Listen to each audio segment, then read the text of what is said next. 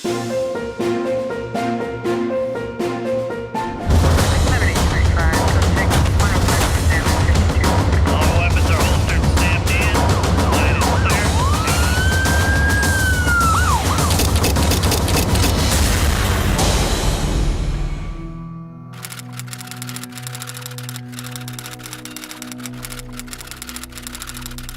balik luasnya hamparan perkebunan karet di Kabupaten Muara Enim, Sumatera Selatan, tersimpan cerita pilu aksi perampokan disertai pemerkosaan dan pembunuhan. Cerita berawal dari seorang penjaga lahan bernama Upusan.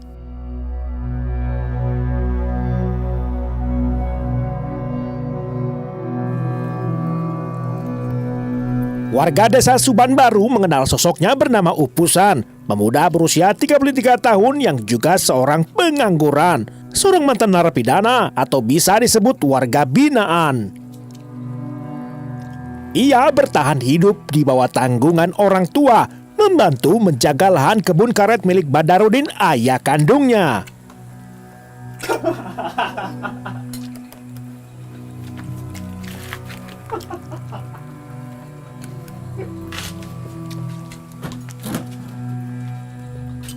Kak, nambah nasinya dong, Kak. Apa? Nambah, Kak. Tambah? Tidak boleh. Kamu bayar utangmu dulu, baru boleh tambah. Aku lapar kali, Kak. Kak, tambahlah, Kak. Kak, minggu depan pasti aku bayar, Kak, utang-utangku, Kak. Hah, mana mungkin? Kapan kau tepat janji, hah? Kak, Enggak. Kak.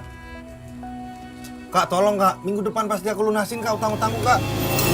Kalau begitu buktikan dulu, baru boleh tambah. Gantinya nih, saya kasih kopi aja. Kak.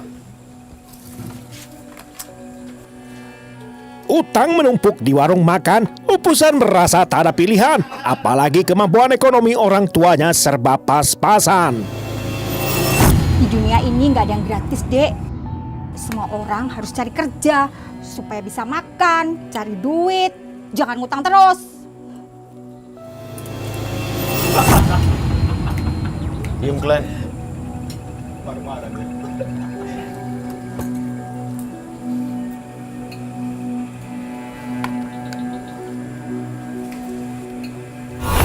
Iya, aku bayar. Mau kemana? Pusan. Lah, kamu mau kemana, Pusan? Kamu pergi. Mau kemana, Pusan?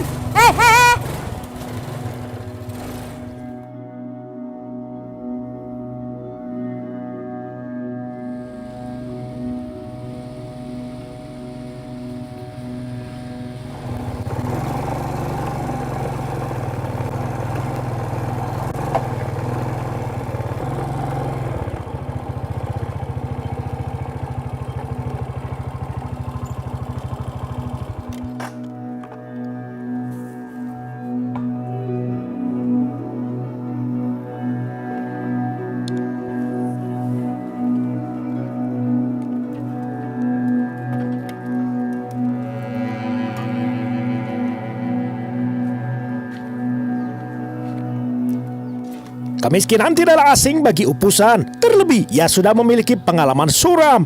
Pada usia 20 tahunan, ia mendekam dalam lapas Nusa Kambangan untuk serangkaian aksi kejahatan yang diganjar hukuman pidana 10 tahun kurungan. Upusan alias Sirun bin Badarudin pernah melakukan perampokan, bahkan sang korban diperkosa lalu dibunuh dengan kejam. Setelah 2 tahun ia menghirup udara kebebasan. Ironisnya kini Upusan kembali menapaki jalan kejahatan demi melunasi utang di warung makan.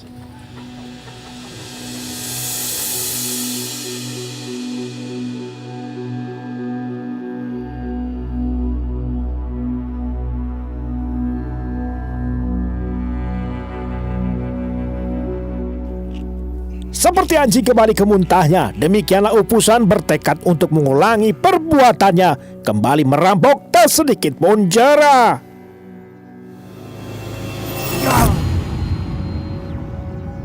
Gara-gara banyak utang di warung, aku jadi nggak bisa makan di warung.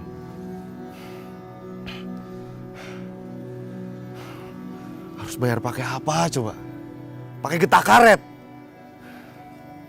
Hasilnya aja pas-pasan.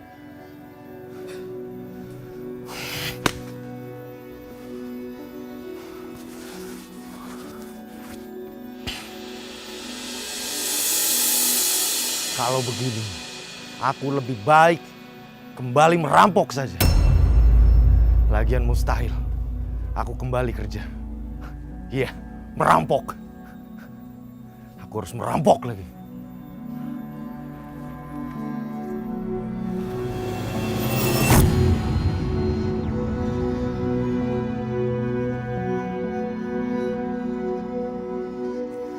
Mayoritas mata pencarian warga Kecamatan Kelekar, Muara Enim, Sumatera Selatan ialah dari sektor perkebunan.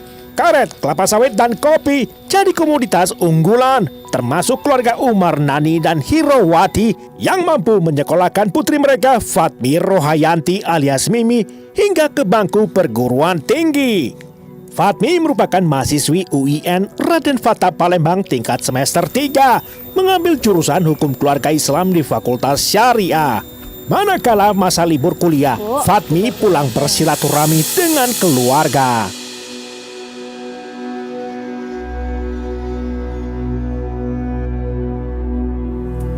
Nak, ini sudah cukup, Nak. Sekarang antar ibu ya ketemu bapak di kebun sana. Yaudah, ayo Bu, kita jalan.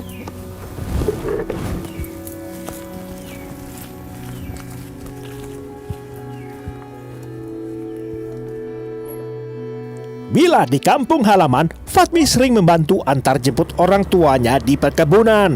Sebab profesi kedua orang tuanya ialah buruh penyadap getah karet sejak lama. Namun lain cerita bagi Upusan, si anak pemilik lahan kebun karet tetangga. Hidupnya akrab dengan masalah, terlebih kini utang mencekiknya. Saat Fatmi dan ibunya melintasi kebun milik ayahnya, Upusan melihat mereka seperti sepasang mangsa yang muda dengan sepeda motor menjadi incarannya. Aku kenal anak itu. Kemarin dia melintas pulang pergi di sini, nganterin ibunya ke kebun tetangga sana. Oh, dan motornya masih bagus. Ini kalau dijual, pasti laku cepat. Dan aku bisa melunasin utang-utangku, bahkan lebih.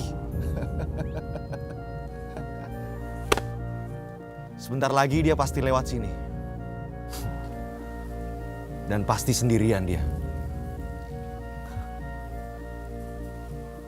Aku harus cepat. Aku harus menghadang dia di simpang 3.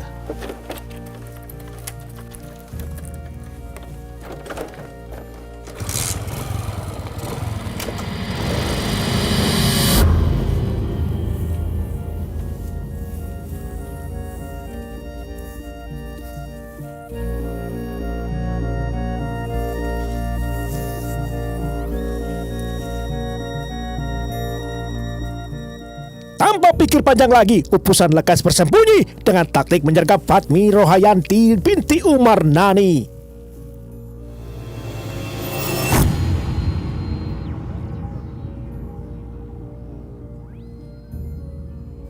Kamis pagi, manakala kebun karet masih terlihat sepi, Upusan tampak sabar menanti. Akankah ia berhasil mencegat Fatmi?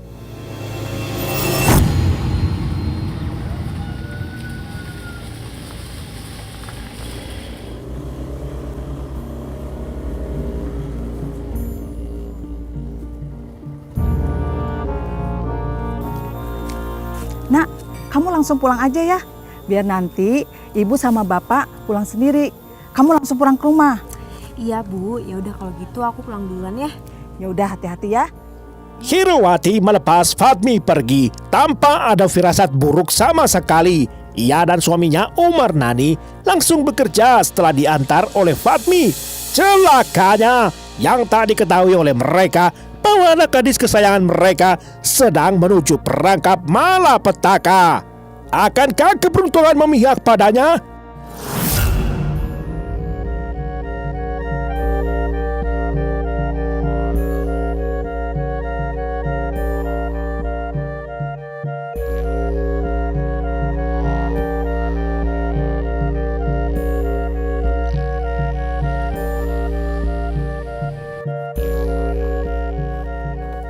Fatmi melangkah menuju perangkap, tidak melihat upusan yang bersembunyi sudah siap menyergap. Perlahan ia mendekat. Ketika Fatmi hendak lewat, upusan langsung melompat, lekas mencegat. Fatmi pun syok berat. Turun! Turun! Awas! Cepat turun! Aku cuma mau motornya.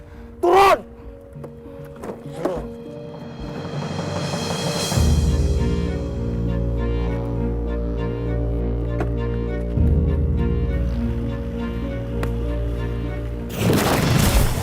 Abang siapa? Jal! Kurang ajar!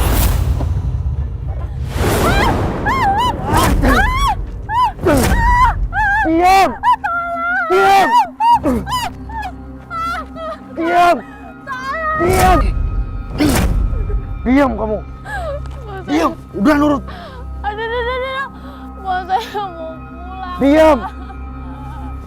Kalau kamu diam aku habisin kamu! Bang, saya cuma mau pulang. Diam, diam!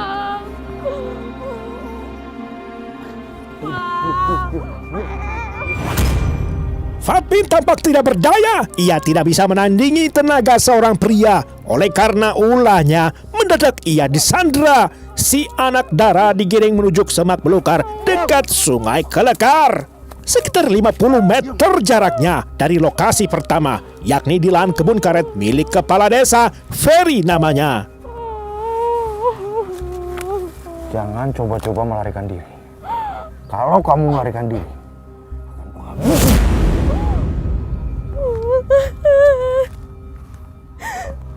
Diam!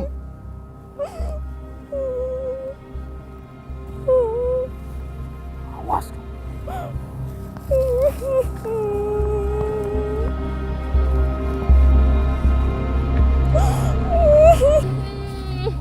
Upusan menyembunyikan korban di tengah semak belukar yang lebat, yang diyakini mustahil korban bisa terlihat. Korban diikat, lalu ditinggal pergi oleh si laknat untuk mengamankan sepeda motor korban secepat kilat.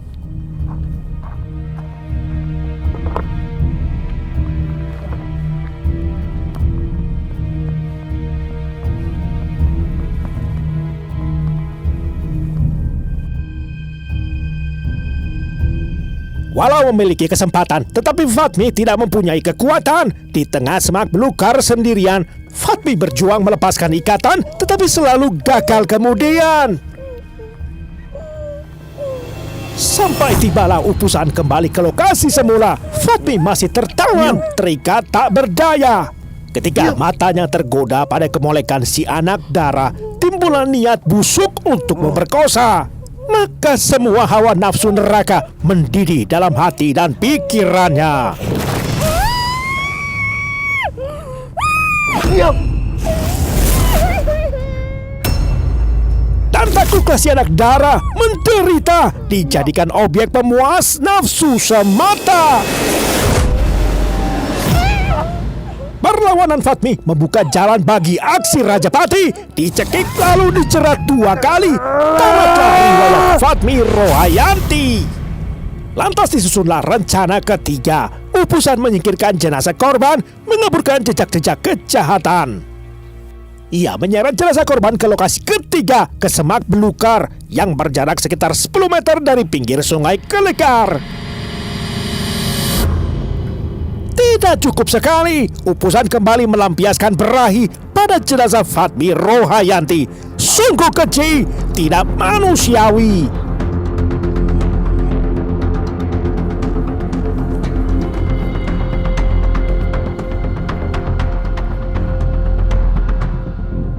Tuntaslah si cantik dicegat begal, digagahi lalu dijagal.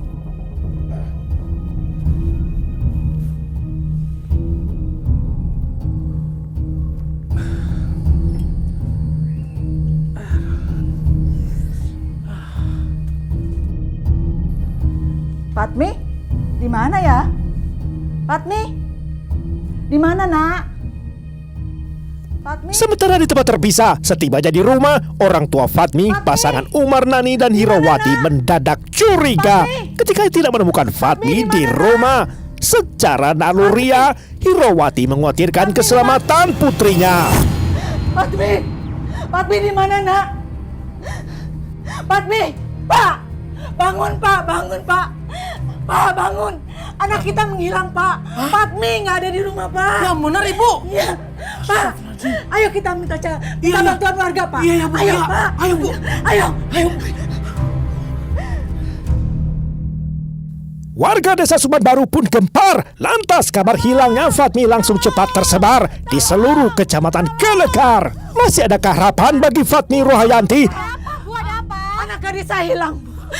Fatmi di mana terakhir? Terakhir saya di kebun karet, Bu. Tolong, Pak. Bu, Ya udah, tolong carikan. ya udah, ayo kita cari. Saya tutup dulu warung. Bu, ayo Pak, tolong cariin Pak. Buruan, Pak. Proses pencarian Fatmi Rohayanti berlangsung akbar. Menyisir kebun karet juga bantaran sungai Kelekar.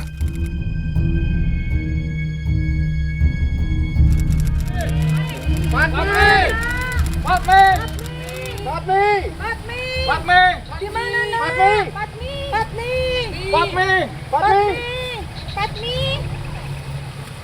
Di mana nak? Tanpa diperintah, warga spontan mencari Fatmi Rohayanti secara sukarela. Radius pencarian meliputi kebun karet tempat orang tua Fatmi bekerja, hingga menyusuri bantaran sungai Kelekar bersama-sama.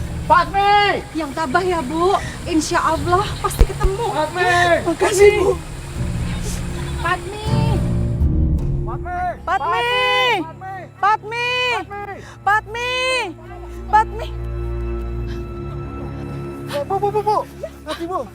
Pak, itu Fatmi, Pak. Pak, itu Fatmi. Hingga pukul 3 petang, akhirnya jenazah Fatmi Rohayanti ditemukan juga oleh warga bernama Hairul Riza bin Bais. Kondisinya sungguh miris. Terjawablah misteri, Fatmi Rohayanti dibunuh secara keji.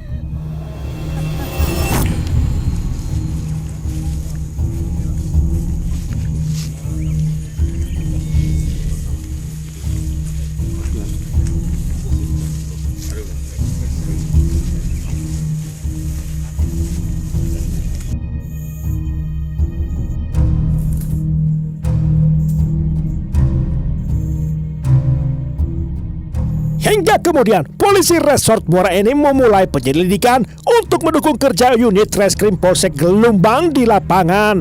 Alhasil penuh tantangan sebab tak ada yang menyaksikan kejadian serta sulitnya mencari bukti atau petunjuk yang tersebar acak di lokasi perkebunan selain pakaian korban.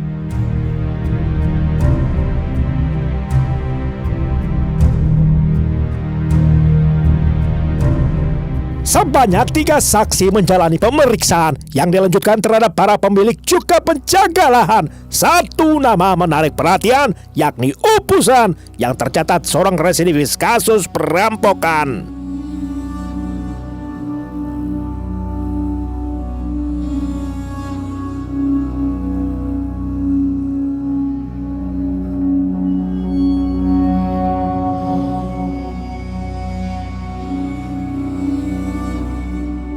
Demi upaya pembuktian, didatangkanlah tim laboratorium forensik Polda Sumatera Selatan. Mereka mengambil beberapa sampel darah juga sperma dari tubuh korban yang ternyata memiliki kecocokan yang identik dengan Upusan.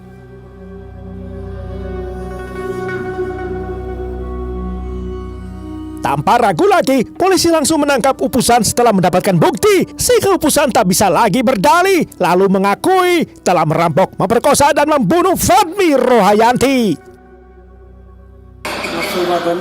Nafsu badannya? Ngapa badannya? Agak gemuk. Oh, montok, Oh, jadi di situ timbul kau nak itu dia. Berapa kali? 2 kali.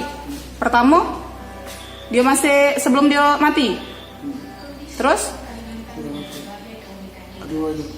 Nah, sesudah kau habis dia tuh kan kau perkosa lagi jadi dia.